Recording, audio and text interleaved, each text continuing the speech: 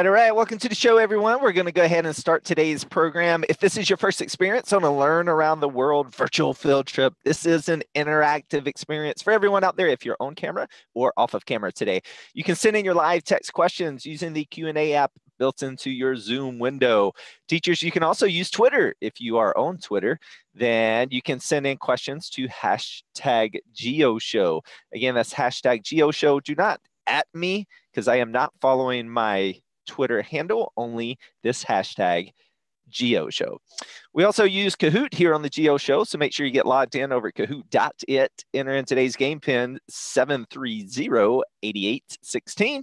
Follow along. If you win today's Geo quiz at the end of the show, Explorers, you'll win a postcard from me, GOB, from the Learn Around the World Studios. Also, if you stump me on any questions, great. You're asking fantastic questions. I just don't know every single detail there is to know about the Maya. So if I need to do further research to answer your question accurately, I'll post those answers to flipgrid.com/GeoShow later on in the week. Also use this space to share your research, Explorers. Feel free to publicly share what you found out about the Maya as well. All right, we're going to go ahead and get started. Today's show is now live. Let's do it, guys.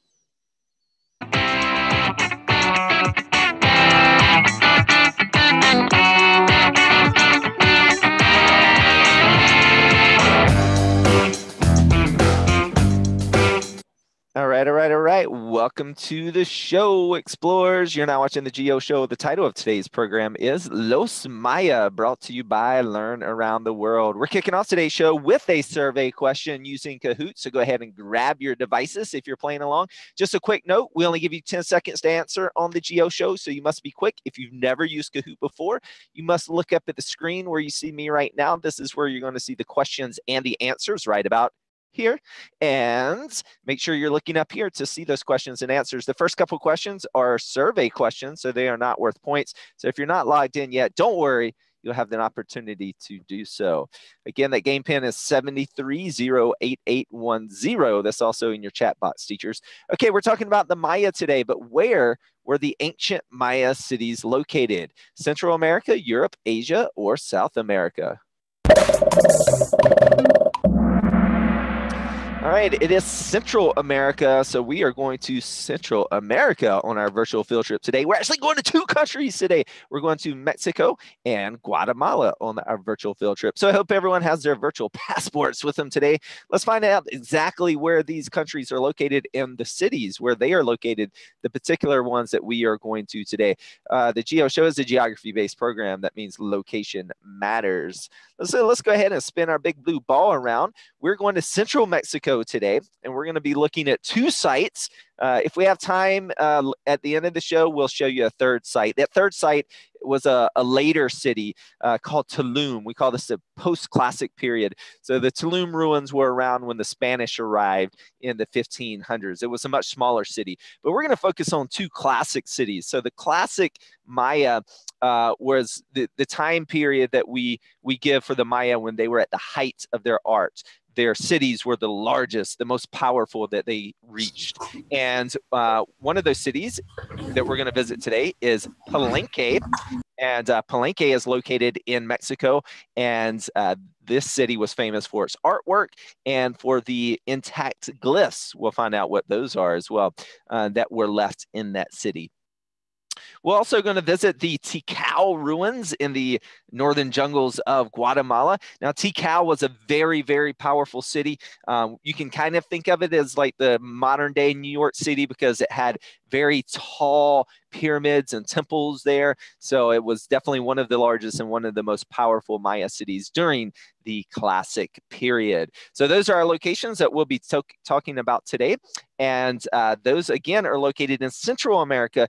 And there's a special term we give for this area of the world when we're talking about before Europeans came. In this case, it was the Spanish. And it's called Mesoamerica. So we call this region of the world Mesoamerica if we're talking about pre-1521, before the Spanish arrived. And we call these cultures Mesoamerican cultures. Examples of those are the Aztec, the Zapotec, and the Maya, which we are focusing on today, that settled in around current day Guatemala, Belize, the Yucatan Peninsula, Honduras, and El Salvador. So the Maya kind of migrated to this area from central Mexico about 12,000 years ago. And when, again, we're going to talk about the classic period often today. So the classic period is typically referred to this time period, 250 AD to 900 AD. This is when their cities were at the most powerful. Now, I keep saying cities because even though the Maya had they did have some common languages, common religions, some common rituals, for example, and recreation, there were about 40 or so Maya city-states. So these are similar to the ancient Greeks, where each city had their own king. They operated as almost like a little mini country by themselves. Even though they had lots of things in common and they would trade with one another, not all of them were friendly. Some of them were enemies and warred with one another. Some of them were allies. So it's kind of like if New York, LA, Chicago, Toronto, all of these places were their own little countries, and some of them were friends and some of them were not. At the end of this period, we call the post-classic period. That's the time of a lot smaller cities like Tulum that we may get to today. And a lot of the Maya moved into more rural communities in the mountains. The Maya are still around today. They haven't disappeared, but their civilizations definitely were not as big and powerful as they once were. All right, so this is the introduction, and we're going to start off today with you guys. So you guys are going to choose what we are going to talk about first, and we're going to do that using Kahoot. So do you want to go to Guatemala and look at Tikal, or do you want to go to Mexico and look at the city of Palenque? I have Tulum on there. You can vote for it if you want, but we're not going there first. So vote for Tikal or Palenque. Here we go, guys. Today's adventure is a choose your own adventure show. So what city do you want to talk about first? You want to go to blue Palenque or yellow Tikal? All right, so we're going to Tikal in Guatemala. Again, I hope you have your passports with you because we're going to another country. All right, let's do it, explorers. Let's go explore Tikal. All right, so abracadabra, we are now at the visitor center in the jungles of Tikal. And the first thing you see when you walk in the visitor center is you see this very large model of the ruined city sites. Now, don't worry, we're going to walk back here and see some of these temples. Just to kind of show you what they are. This is Temple 1 that we're going to see, Jaguar Temple. Temple 2, we're going to go on top of this temple. This is Temple 3 and Temple 4. These are 4 of the most famous temples here. Now, about 90% of the old city is under jungle today. So that means it's under trees, it's under forest, and in some cases under rock, rubble, and soil as well. So if people aren't living here, then the jungle overgrows the city. Now, at the time the Maya lived here, then this city was cleared out. So all the trees that we're going to see today, all of this would have been cleared. There would have been small dwellings, like homes made of wood that are long gone. Only the things that are left today are the big religious temples and pyramids. So a couple of things, since we do have some trees around today. This is a sayabir tree. This was important to the Maya people in Tikal. This tree, they believe, connected the heavens, the earth, and the underworld as well. Now, you'll see lots of trees on each side of the road here. We're going to cut off and walk through a path here to get to some of the pyramids. Now, if you've never been to the jungle before, often on the GEOshow, I say use deer ears. So your deer ears, if you cup your hands and put them behind your ears, you can hear better, kind of like a deer can hear really well. And point your deer ears towards the speakers. I'll turn it up. You can hear how loud the jungle is here in Guatemala.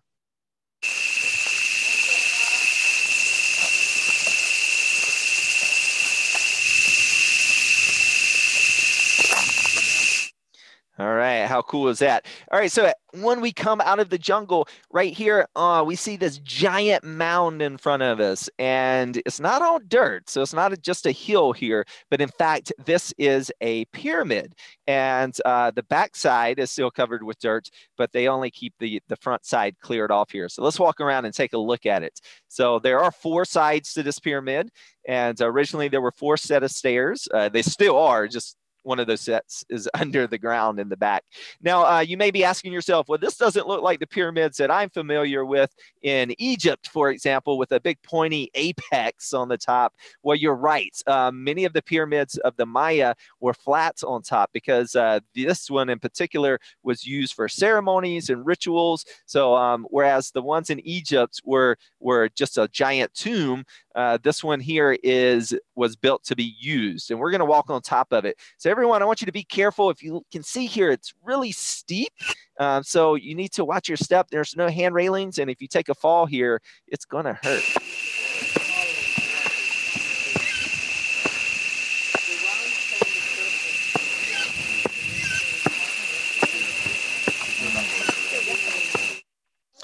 All right, so when we get to the top, you can look down on the backside and over across the tree canopies, and on top of the tree canopy. So the canopy of a forest is kind of like the umbrella, the roof of the forest is where all the tops of the trees are. We call that the tree canopy. So sticking out of the tree canopy, you can see right here, this is Temple 1, also called the Jaguar Temple as well. So just a great reminder, as you see things that you have questions about, please go ahead and send those questions in.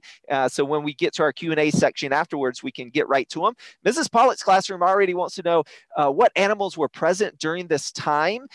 During the daytime, I only saw lizards, and I did see there's a more colorful turkeys down here. But in this forest that we look at here, about 2/3 of the animals, that's about 66% of all the animals in this forest, are nocturnal. That means they come out at nighttime and they're resting during the day. So not a lot of diurnal animals. So those are animals they come out at daytime and sleep at night in the forest. All right, so when we walk back down to the ground level, we're going to check out these items that are down here on the ground. So if we see here, we see some stone tablets, and let's learn what these are. So we're going to learn our first couple vocabulary words here. So if you see these stone pieces that are sticking straight up vertically, they're standing up tall. They kind of look like maybe like a tombstone, for example. These are called a stela. What are they called? Stela. Stela. All right. And the ones that are laying flat on the ground are called an altar. What are they called? Altar. So in Maya cities, the Maya typically use stelas and altars together. So you typically find these together, as we see right here. And what were they used for? So the stelas typically had writing on them. We'll talk more about the writing in a little bit.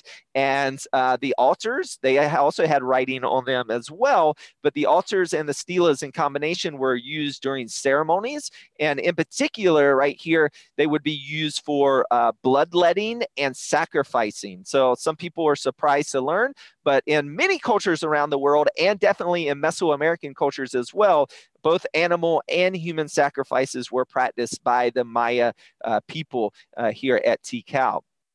So as we continue to walk around, we can see some mounds of hill here. And what do you guys think? You think, is this a dirt mound, or do you guys think something is under there? Something is under there. All right, something is under there, right? So we know that there are buildings under here. There's ruins under here. So again, it takes a lot of work to keep these cleared out from the jungle. Here, if we walk through some of these old areas, you can see these stelas and altars right in front of us. They have fallen down. These are not kept in such great shape. And the reason is it takes a lot of work. So you can imagine when the Maya lived here, when this was a thriving city, and estimates range anywhere between most likely 30 to 60,000 people, but some upper estimates in the early days were up to around 100, 200,000 people, but most likely it was around 60,000 people max at Tikal. Because of the farming limitations. And when we go through the city and continue on, we are going to walk to the center of the Tikal ruins, or the center of the city. So this was the most important area, and this is the back of Jaguar Temple. So we're going to walk around and check out the front of it. So there's lots of other, remember, we're only looking at the highlights here. So I just want to stress this enough. I went here for 2 very long days, walked all over here, and only saw a small fraction of the Tikal ruins because it's just so massive, this area. Okay, so we're going to walk out and see the front side of Jaguar Temple. So this is Jaguar Temple. Remember at the model I showed you Temple 1 and Temple 2. We're going to walk on top of Temple 2 in just a minute, but we're going to check out the plaza first. So this is called the Great Plaza. And the Great Plaza was like the religious center of the city. This is the most famous place. You can kind of think of it as like current day Times Square, New York, for example. Although if you ask a New Yorker, most New Yorkers don't like Times Square. That's where all the tourists go. Anyways, we're here to talk about the Maya. And so when we look here at the Grand Plaza, here's something interesting that we find. This is Jaguar Temple again, that big, tall pyramid in the far end, but right in front of us is something called the ball court. Now the Maya weren't the only ones. Other Mesoamerican cultures like the Aztec participated in this game as well, but it's called the ball game. And the ball game was just like it sounds. It was a game played with a ball. And the ball was typically a rubber ball. There were other items used from time to time, but typically it's a rubber ball that you would hit back and forth between 2 teams, and you could not use your hands or your feet. You could only like side swipe it with your hips. And there was a ring or a hoop. In this case, the reason it's not left here at this ball court is because it was probably made of wood. At some other ruin sites, the hoop is still there because it was made out of stone. And the object is to knock that ball through the hoop. And if you knock the ball through the hoop, you would win the game. There's many books written about the ball game. And so there's a lot of there were different variations of it. One in particular was sometimes if you lost the game, you were the losing team, you would be killed. So it was not always a game that you would want to play and lose for sure. So if we look at the front of Jaguar Temple, today you cannot walk on top of Jaguar Temple. You can see there's a little sign here. And the reason is because these steps, I can tell you, they are extremely steep. If you remember the pyramid we just walked up, these steps were even steeper. And so it's someone actually fell off of here, taking a picture, and got very seriously injured. So it can be dangerous going up some of these pyramids here at Tikal, exploring around. So we'll go around and check out a couple other spots around the plaza, but then we'll hike on top of Temple 2 because we can go on top of that one, and we'll go check out everything from a higher level. So around the plaza, if you may have noticed some of the stelas and altars out right here inside or closer to one of the temples as well. Here's a big statue of a face on the side. Now, this was probably about, it's hard to tell right here, but it's probably about 6 feet, 7 feet tall. So it is quite massive as well. And I will just say this, when you come to this part of the world, some people often ask me, what's the weather like? Well, it's very, very hot. It's a tropical environment. There are 2 seasons. One season is wet, one season is dry. So it's called a wet season and a dry season. And if you can see me up there going up on top of these pyramids, it's a lot of work climbing up and down here in the very hot weather. In fact, I met a girl that went to the hospital after a day of going to Tikal because she was so dehydrated. So always drink plenty of water. You should be drinking plenty of water back home, and definitely when you go around the world exploring in tropical environments, be sure. Now we can go up on Temple 2 because they have this modern day wooden staircase with handrails. It's nice and safe to walk up. So we're going to go on top of Temple 2 and go out on this platform and check out the Grand Plaza from above.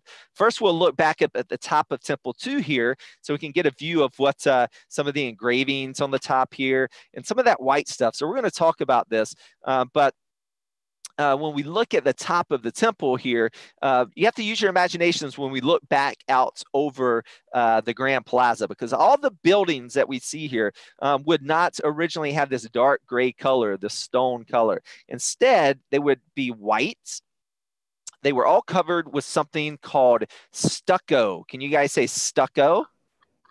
Stucco. All right, so we'll learn more about what stucco is in a second, but stucco is kind of like a plaster.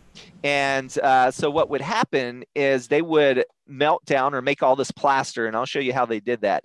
But they'll make all this plaster, what's called stucco. It's made out of limestone, and they would spread it on all of the buildings, all the pyramids. So everything would have a white color to it, and they also used a deep red color. So here at Tikal, for example, their pyramids were painted in red and white were the colors. Now, if you can see some people that were looked like they were praying here, and another group of people that were down here as well. Like I said earlier, the Maya have not disappeared. They are alive and well and make many famous things today. Like they're great at making textiles, very famous for their loom work. And then so they still come here, the locals, to use this site. It's a religious site. And so they will come here and perform ceremonies right here, the fire pit in the Great Plaza. You can see these stelas and altars down here as well. And right in between Temples 1 and Temple 2, right in the center of Tikal. Now, we're going to go ahead and jump forward a little bit and then see another famous temple. This is Temple 4. Now, Jaguar Temple that we were just looking at was 150 feet tall. Now, we're on top of Temple 4 right now. Temple 4 is 210 feet tall. And right here is Temple 1, the Jaguar Temple. And it's called the Jaguar Temple because it was also used as a tomb, like the Egyptian pyramid. There was a tomb in there from the king, and he was the artwork that was on the walls in the tomb, there's a depiction of a throne with a jaguar above it, and the jaguar is the apex predator, it's the top predator in these jungles. And so many times the kings would associate themselves with very strong animals, like a jaguar, for example. And so that's where it gets the name Jaguar Temple. This is Temple 2 that we were just on top of, Temple 3, and we're on top of Temple 4. Now, some of you, if you have noticed it or not already, many of you, I guarantee you, have seen exactly what you're looking at right now. Do we have any fans of Star Wars here today? Yes. No. Yes. I love the person who said no. Well, if you like or don't like Star Wars, there's a famous scene right here, and I'll do a horrible job of my Millennium Falcon. Looks like a mitt.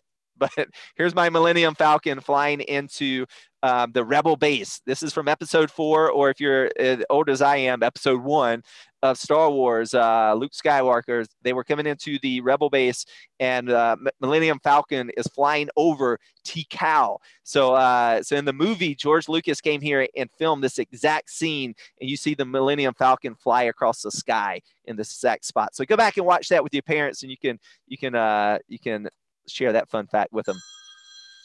All right, and we're going to go ahead and we're about to open up the floor for some questions. So go ahead and get those sent in, especially if you're on the outside. As we look out over the jungles today, again, when we see all this forest, much of this forest would have been gone during the time that the Mayans were living here in the classic period. As we watch this sunset, again, many of the animals come out at nighttime because they're nocturnal. About 2/3 of the animals here in this particular forest. In fact, and there's over like 200 species of bats that live here.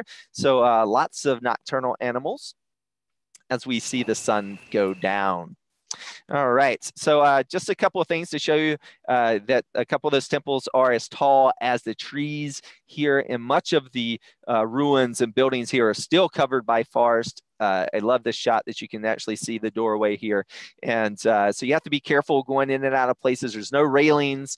Some rocks are even held up by pieces of wood and sticks. So you got to be careful what you climb on here. And inside this this particular scene right here is actually a couple pieces of wood that were actually put here by the Maya. So these are pieces of wood that are close to 2,000 years old, because Tikal was started. This was an earlier Maya city, even before the classic period started, that the city was starting to be built. And here you get to see in the late 1800s, when this was first being excavated by modern archaeologists, that you can see from that picture right there, that those are the exact wooden beams that are still exposed today.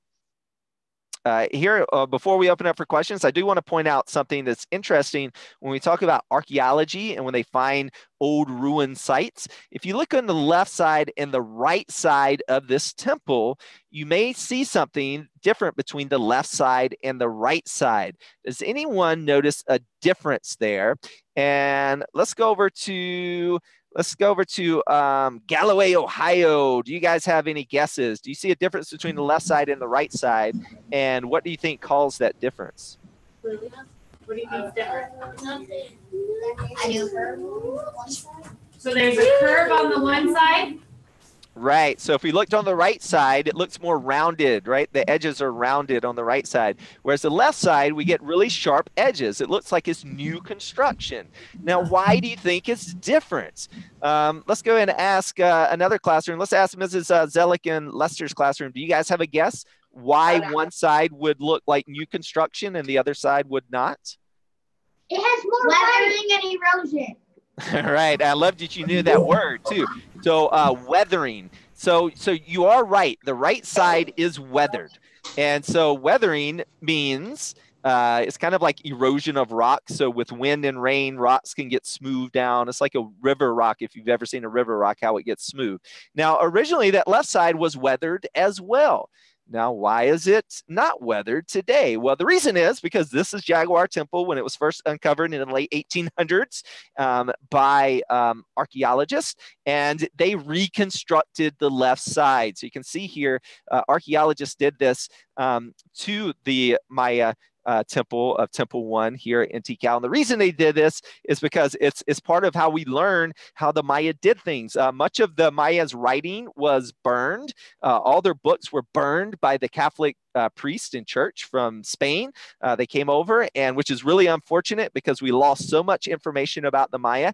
And but how we learn, how we study about the past is we come up with theories and guesses of how people may have done things, and then we try to recreate those processes ourselves. So it's a part of learning. And so that's something to keep in mind when we look at sites like this, is you can see that's one of the reasons why it looks different from the left side and the right side. And this is a picture that was taken from top of Temple 1. Remember the Star Wars temple, Temple 4 that we were just on last? That's back there. And you can see how all of this forest was cleared out. So the Grand Plaza, all of that was just under forest and it was cleared out. Now this is the most famous part of the city. So that's why it's kept really nice and clear today. All right, so we're going to open up for some questions and answers. Lots of people are going ahead and start sending in those questions. That is great. We are also going to go ahead and introduce our own camera guest classrooms today. First up, we have Mrs. Collier's classroom from Galloway, Ohio. Welcome to the show, guys. All right, and do we have any fun facts or a question from your class right now? James.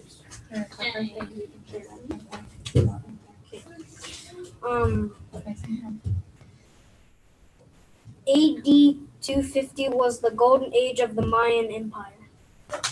Right. It was the golden age. And another a term we can get for that is what I've been using, which is the classic period. So if you want to use golden age, that's fine.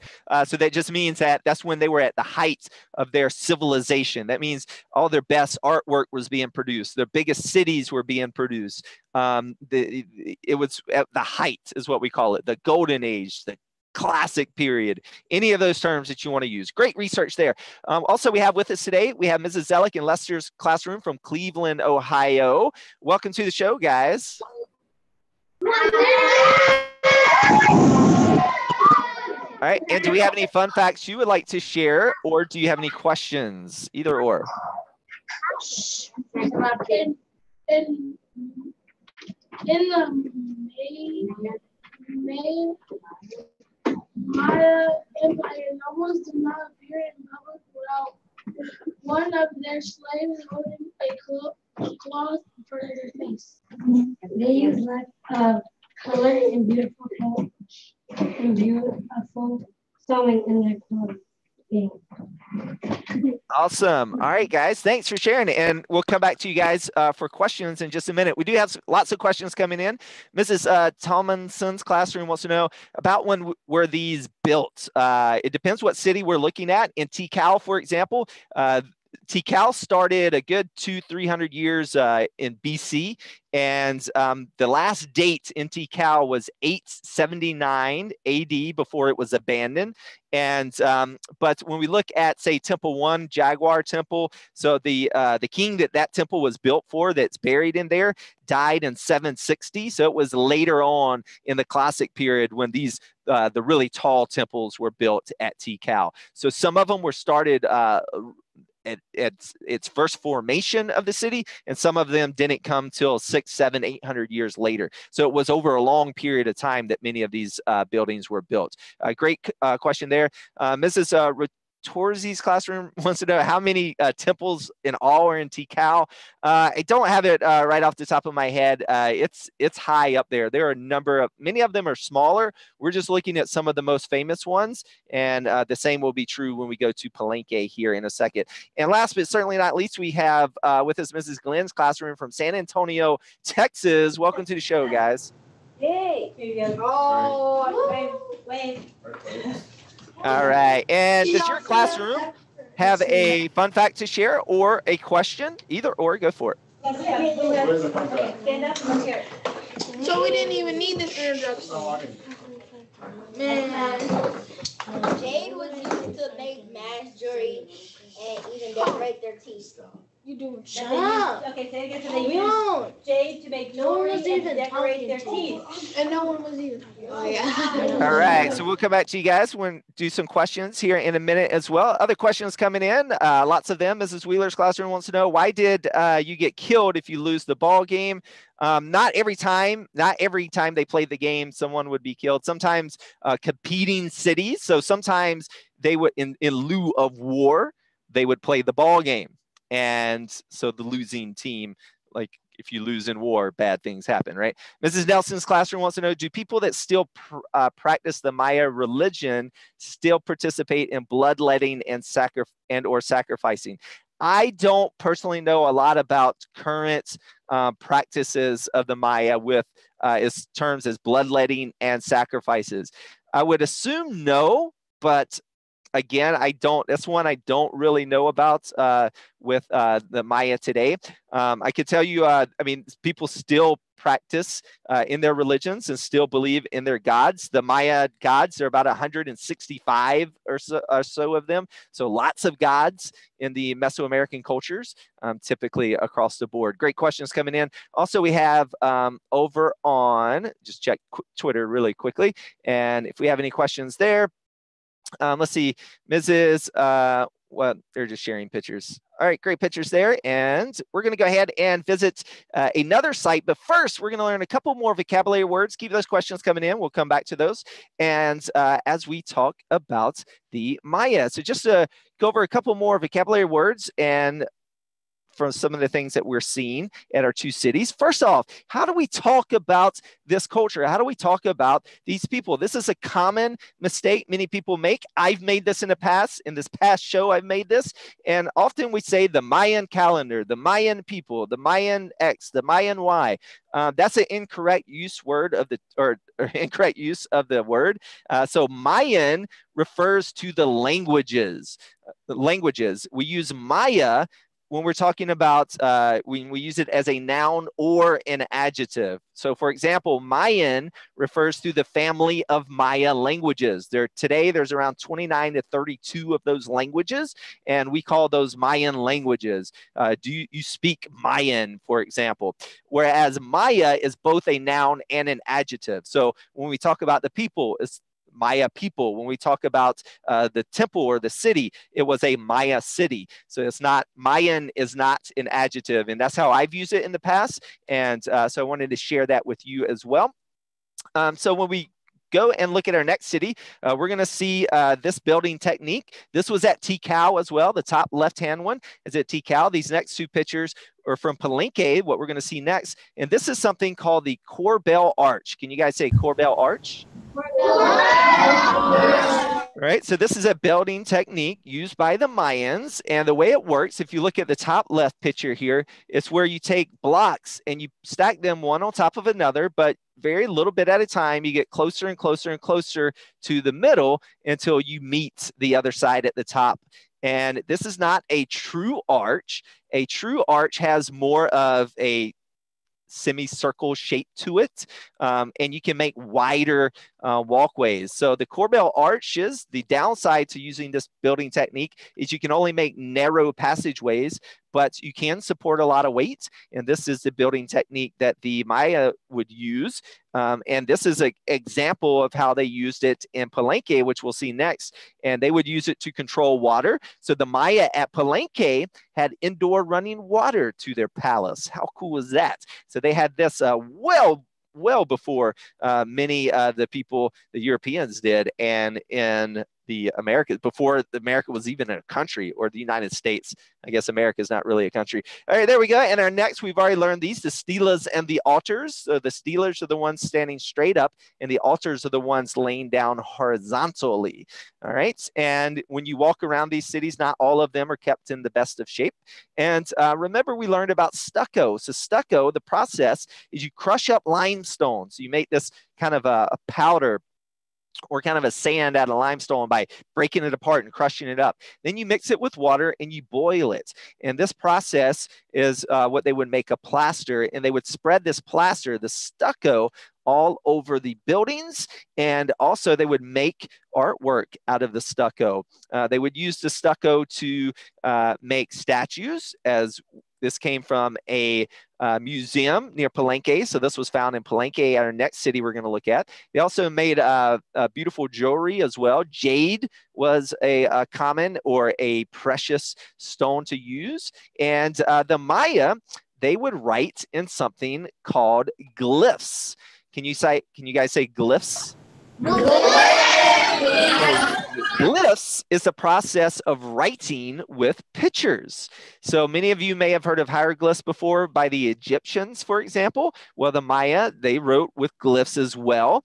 And they would write in a box form or square formats with pictures. So depending on what picture they used and where that picture was located would tell you what that word was. Now, Palenque, again, is famous because they made many of their glyphs out of stucco, as we see here. In fact, this came out of one of the temples we're about to see, the Temple of Inscriptions. And this stucco was left around, whereas many of their books, they could use the glyphs, they could write on paper as well, but those books were burned. In fact, only 4 books are left today. They're called the codices. So if we look at them up close, this is what the glyphs looked like. I personally cannot read Maya glyphs. There are people that can, and this is just a different style. So this is more of an inset or inlay of the glyphs, how they were written into stucco. Again, stucco, what's good about stucco is when they first make it, is soft. You can carve into it really easily, but when it dries, it becomes hard. But I can read Mayan numbers. So let's learn some Mayan numbers today. So Mayan numbers, or at least the lower numbers, are really easy to make with only 3 symbols. So we can use a dot, a bar, and a seashell. So the dot or the circle represents the number 1, the bar represents the number 5, and the seashell represents the number 0. This is interesting to talk about. The number 0 is a very important number in math, especially for making big, very large calculations. And the number 0, the Maya figured out the number 0 way before Europeans did, and way before many cultures around the world did.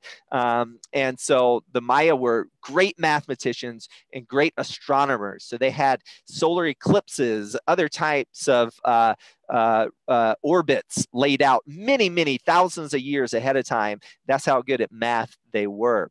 All right, so when we look at this laid out, these are the numbers.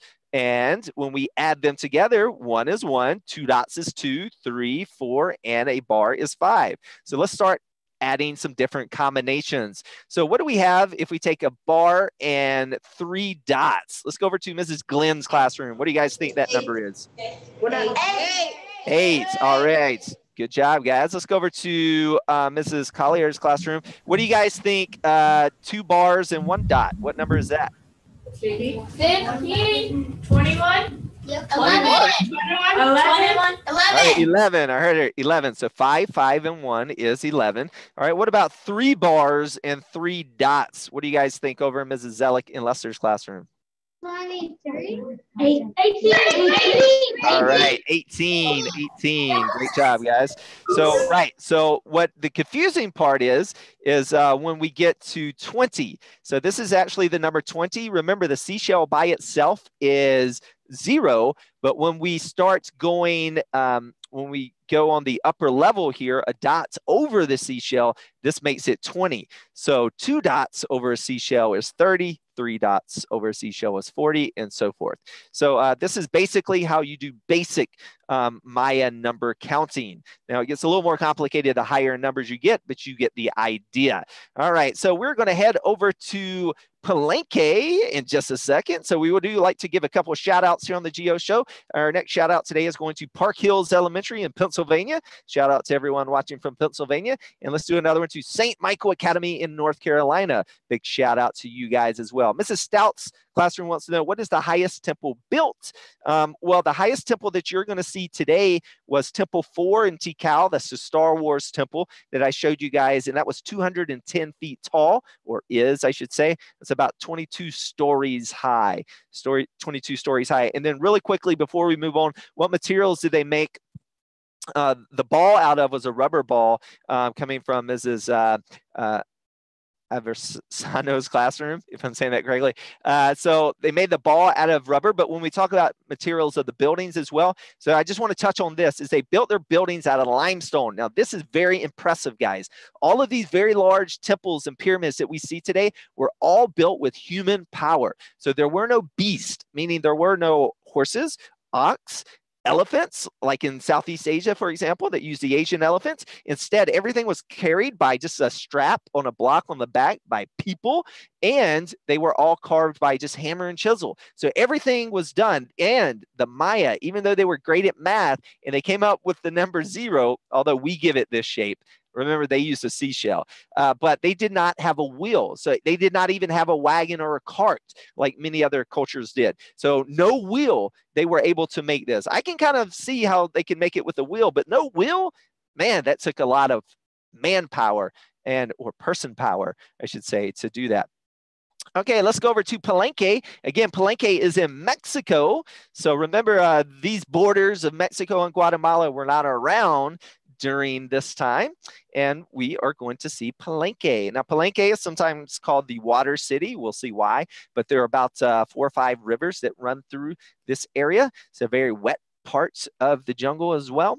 When we look at, because of that, the vegetation really grows. So just like in Tikal, much of this ruined site is under forest today as well.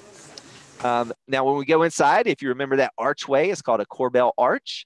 And Palenque, this was the exact site. This was the very site. Because remember, we said earlier, the very first pyramid we saw, we said that one wasn't a tomb because it was made for ceremonies. Well, these were tombs. And if you remember earlier, Jaguar Temple, Temple 1 was a tomb. So this was the very first site, Palenque, that archaeologists found tombs inside of their pyramids. It used to be believed that they did not, they were not used as tombs like the Egyptian pyramids, but today we know that in fact they were. This is one of the tombs right here, and you can see that dark red color. Earlier I was telling you that they would use a dark red color. This is that red color that's left over on the inside of that tomb. How cool is that? So you can actually see that actual red color. Now here at Palenque, they also use blues as well. So they use reds and blues in the paintings of their buildings. Although today it looks like ruins and just old rocks, you have to use your imagination that this was once well kept, and the stucco on the outside, so it would have been bright white, blue, and red in color. So under here, inside this pyramid, you can see it's really wet. That shows how wet it is here in this area. So this is the Temple of Inscriptions. This is probably the most famous one here at Palenque. That's because, remember all those glyphs I showed you earlier, they were brought out of this room on the top of this temple. This is called the Temple of Inscriptions because inside here about 640 intact glyphs were found. They were moved out of here and moved into a museum. That's where I showed them to you. But this was actually, in this pyramid, is where the very first tomb was discovered, and that was of Pikau the Great that died in 684. So this is just a shot of the palace. We'll come back to the royal palace in a second. We're going to go up to a high vantage point and look out over the entire city first, as we saw that one of those rivers. Now remember, the Maya here at Palenque could control water. They actually had indoor running water inside of that palace. We'll go back to that palace and look at it in just a minute. So this is up on a hill. This is called these are called the cross group, these three pyramids that we're going to look at. And this one is very tall. We're going to go climb on top of it. And as we pan around, you can see right down here, this is the palace that we're going to go back down and take a closer look at. But it's a great time to talk about this structure right here. This is a tower. No other Maya city throughout the Maya world is a tower found. So this was a type of building that was very unique to right here at Palenque that was found in no other city in the Maya world. So there were pyramids found all over the Maya world, but not towers. You can see the forest encroaching in. It takes a lot of work. I actually learned here at Palenque that they actually use power washers to spray off the pyramids and the steps to keep the vegetation off of them because it just takes so much work to keep them clear. Now, again, if thousands of people are living here and it's an active city, then then they could do that in their day-to-day work. Okay, so remember, this arch is a corbel arch, holds up a lot of weight. You can build bridges over the water with those. Now we're going to check out the palace here. And again, this is at Palenque. And we see a bird here taking a rest. Now what's neat here at Palenque is there's a lot of intact stucco. So again, we see that stucco that was on the ground there. There we go. So the stucco that we see here, it's still on the wall, but you can see how it's kind of peeling off from the wall here. So you can imagine that the entire thing was covered with a layer of white stucco. On the inside areas of the palace here, there were some open courtyards, and here they're trying to protect. You can see there's still evidence of artwork. So these are full-size images that are being protected. So they did leave some here. Some of them were removed and placed in museums, and some of them are left here. And then they try to protect them from the elements. Because if you leave them completely exposed, rain will slowly, over time, will wash off that stucco.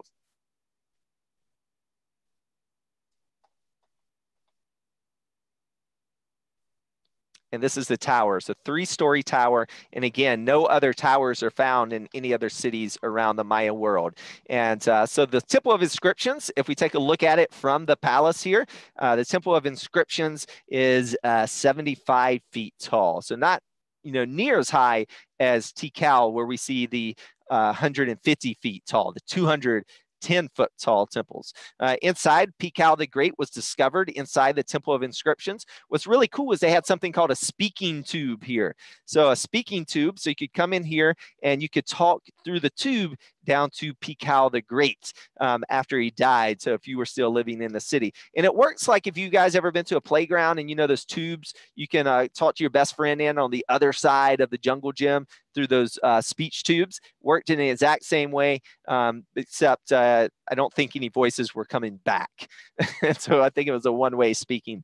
And here we get to see, again, some of those tombs, some of the artwork. They try to protect some of it that's left here that was not taken out for museums.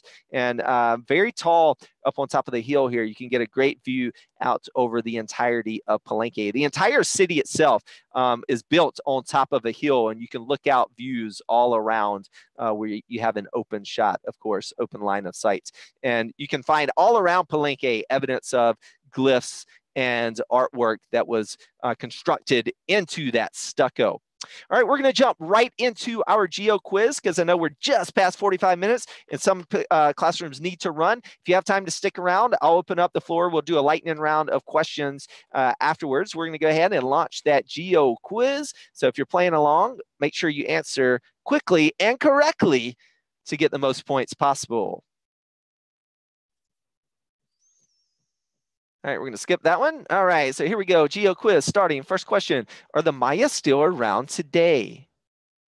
Yes or no?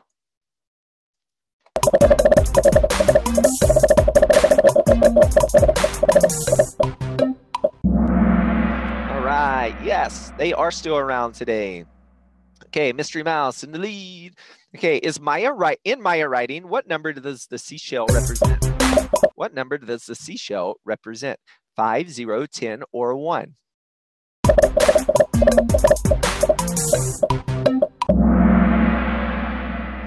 All right, it represents 0. Honest Dragon takes the lead. Where did the Maya come from? They come or migrate from South America, Africa, Central Mexico, or Europe. All right, Central Mexico. Captain Panda takes the lead. The Maya used to write. They used lines, emojis, letters, or glyphs.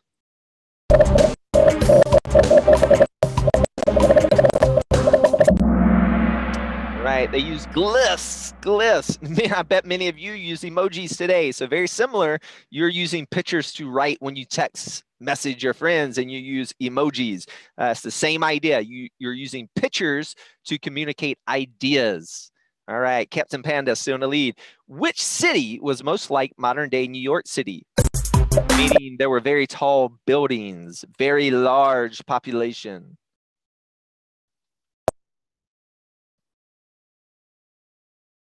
All right, what's Tikal? And today's winner is dun, dun, dun, dun, Rockstar Elk coming from behind. Congratulations, Rockstar Elk. If you're a Rockstar Elk's teacher, make sure you send me your school address. You can send it to me using the Google form found at learnaroundtheworld.com/prize. It's located at the bottom of your screen, learnaroundtheworld.com/prize right here.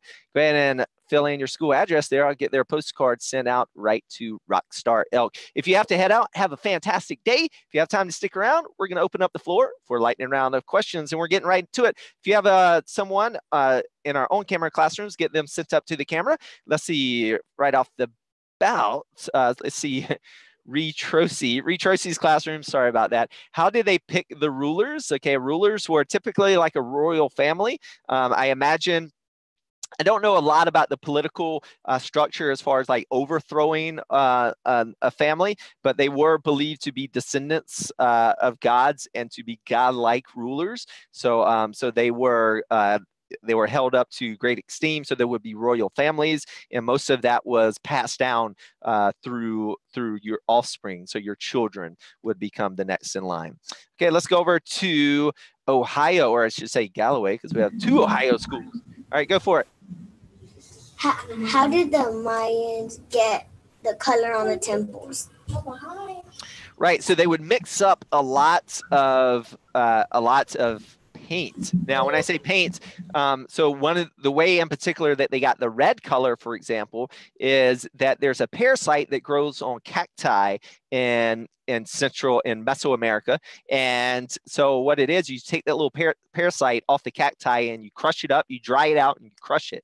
And it has a dark, deep red color. And when you mix that with water, it makes a red paint. And that's how they would create this red color. Not only did they use it for putting on the stucco, but they also used it in their clothes and even modern day textile work by Maya today. So when you go and if you buy a blouse or a rug that was made by the fiber arts of the Maya people, that when they do their natural dyes, they use this red dye. It's really cool how it works. Let's go over to Cleveland. Do you guys have a question?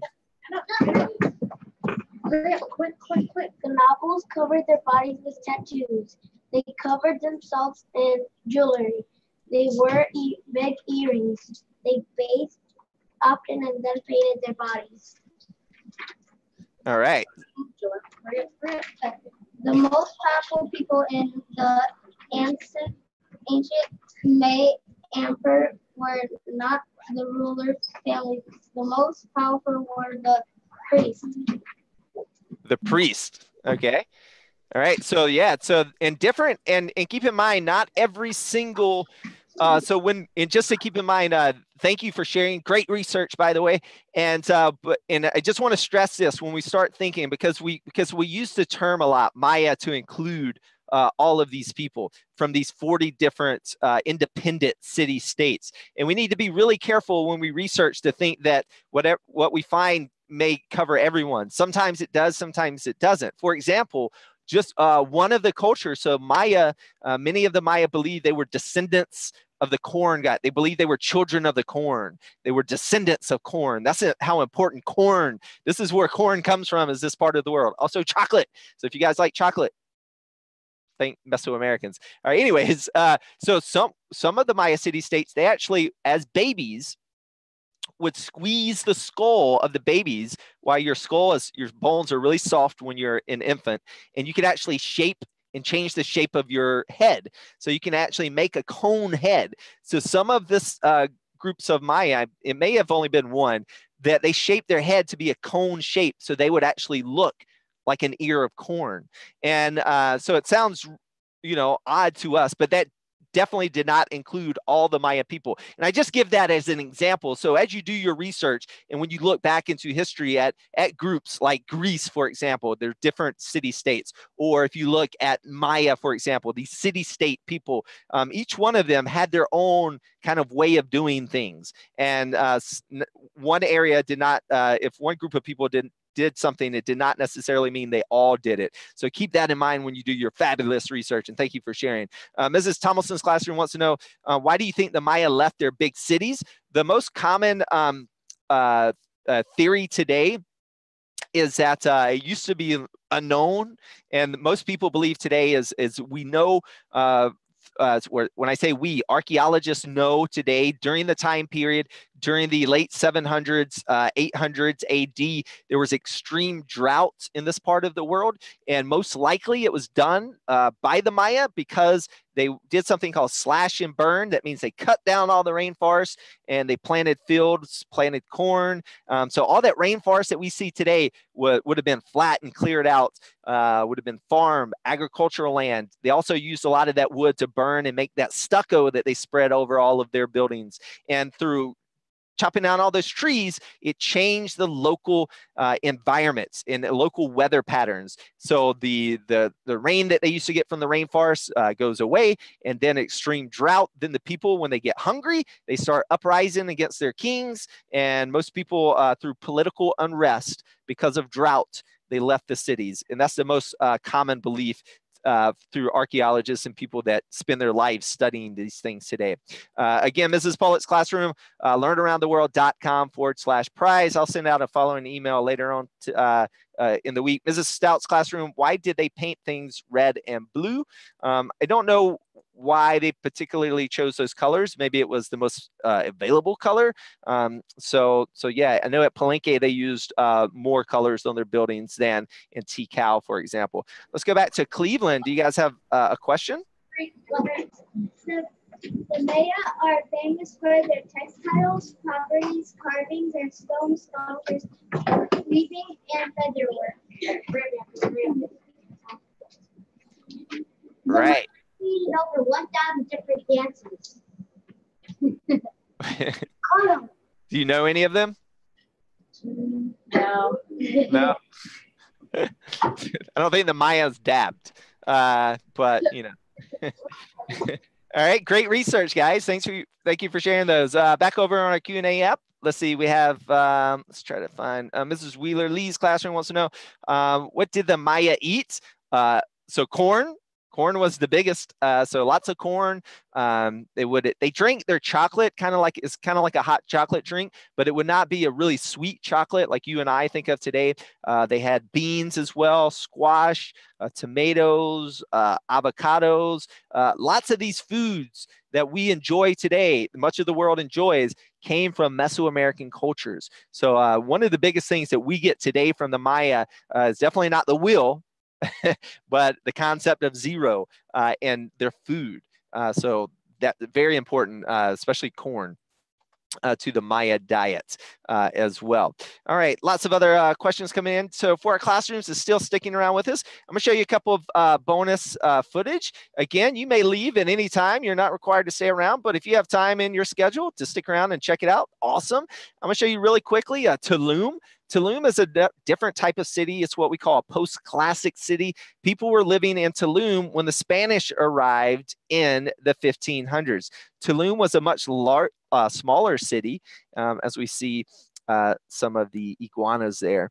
And here's a model of Tulum. Tulum had 3 walls around the city, and it only had 3 walls because an ocean is on one side of the city.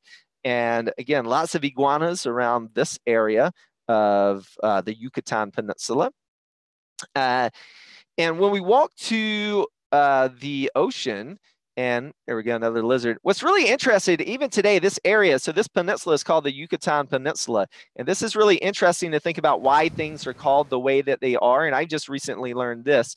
But when the Spanish, very early on, they caught someone on a boat that was out in the water. And so when they took them on the ship, they were saying a word that the Spanish thought they were saying Yucatan. Now, most people believe they were saying something else that scholars today translate into, I don't understand what you're saying. So the Spanish were asking them questions in Spanish. They, of course, didn't know their language. They said in their language, I don't understand you. And today, that's where we get the name of this area, Yucatan Peninsula, and which is interesting and a funny story to think about. Let's go ahead and walk into the city walls here at Tulum. Tulum was a much smaller city. Again, only about 1,000 to 1,600 people lived here. And that was true of most of the post-classic cities. Not all of them, of course. Chichen Itza, which is a very famous one, was a much larger city in the post-classic period as well. It's kind of near here. This is just south of Cancun, if you've ever heard of Cancun, any family members that's been there. And Tulum was an important trade city because it was right on the coast. So the Maya would trade with one another. And so this, on the ocean, the water out there, you would have seen lots of boats going up and down the coastline and using Tulum as a stopping point, kind of like a truck stop, if you will. Now, when we get down, Tulum has 2 beaches there. What's really interesting, one beach you can't go on. They set this aside for the sea turtles that come here to lay their eggs. And again, lots of the buildings here. It's a much smaller city, and you can see that they were built a lot lower to the ground. Not many of them were over 1 story high, with the exception of this one. This was their main religious point. Now, compare this to the big ones over at Tikal that were extremely tall, 150, over 200 feet tall. This one here is only, what, 2 stories tall? So not very large at all once we get to the post-classic period. Now, when we think of the Maya, now, one of the reasons when we think of, lots of people think that they may have disappeared and they're not around today. Lots of people come to the other beach, obviously, to go swimming. And that's because when the Spanish came here in the 1500s, just like most of the Americas, the indigenous peoples of the Americas were wiped out by European diseases. So diseases came over here, and the people that lived here had no immunity to those diseases, things like smallpox, things like the Black Plague, and other diseases as well. And a very, very short period of time, less than 100 years, about 90% of the indigenous peoples of Mesoamerica were dead. Again, less than 100 years, about 90% of the Maya, of the Aztec, of the Zapotec died from disease from the Europeans, and fighting as well. But for the most part, disease completely did devastating had devastating consequences to the indigenous peoples here. Now, you'll see lots of people. You see lots of people here at this ruin site versus the other two. That's because this one's right off of a highway. It's really close to high tourist areas like Cancun. And so it's really easy to get here by bus. This is a great one to come to and see if, for example, you have limitations for either time or physical limitations where you can't go trekking off into the jungle. Tulum would be a good one to come visit if you are ever find yourself in this part of the world. All righty. Well, as we look at a couple of pictures of Tulum here, it's quite beautiful, right on the Caribbean Sea as well. And we're going to go ahead and call it a day. So I just want to give a big old thank you to everyone that stuck it out this long with us to travel down to Guatemala and Mexico to study a little bit. I hope you become inspired about the Maya. They're really interested people to research. And remember, they're still around today, so they do exist. And so research them and their customs today. Until next time, I'm GOB. You've been watching the Geo Show. It's a great big world out there, so keep exploring, guys. See you guys. Bye.